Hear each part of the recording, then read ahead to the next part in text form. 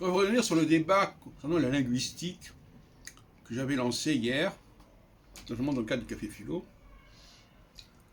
Certains me diront, mais oui, mais alors finalement, vous faites passer le langage parlé populaire avant le langage savant. Non, pas du tout.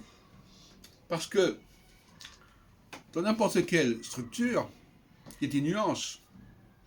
La façon de parler le français, même avec ses formes de raccourcis et d'occultation de lettres, ne sera pas gérée de la même manière selon les castes, selon les classes, selon les niveaux.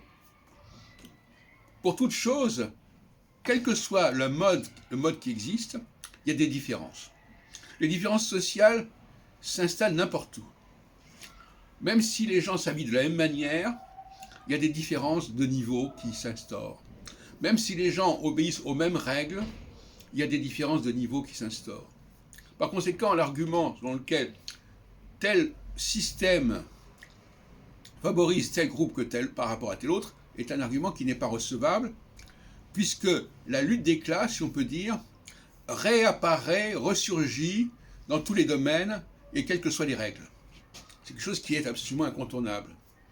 Donc je dirais que quelqu'un d'un certain niveau qui va parler la langue française, même avec ses raccourcis consonantiques, même ses élisions consonantiques, n'aura pas la même musicalité, n'aura pas le même style que la même personne avec les mêmes règles qui n'a pas ce niveau-là.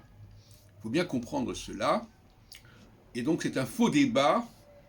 Il y a une façon populaire de parler le français et une façon plus raffinée de parler le français qui ne dépend pas du système utilisé. Par ailleurs, j'insiste sur ce point, quand on apprend une langue,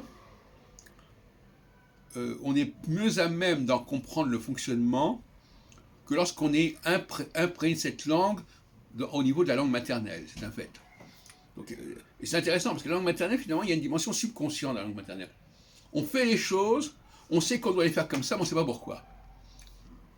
Et on les fait correctement. Inversement, quand on apprend une langue à l'école, une langue étrangère notamment, et à partir de quel moment une langue est étrangère, le français peut être une langue étrangère, même pour des gens qui vivent en France, eh bien, on a une connaissance plus pointue du fonctionnement de la langue, mais malheureusement, cette connaissance est artificielle par rapport à la pratique réelle de la langue.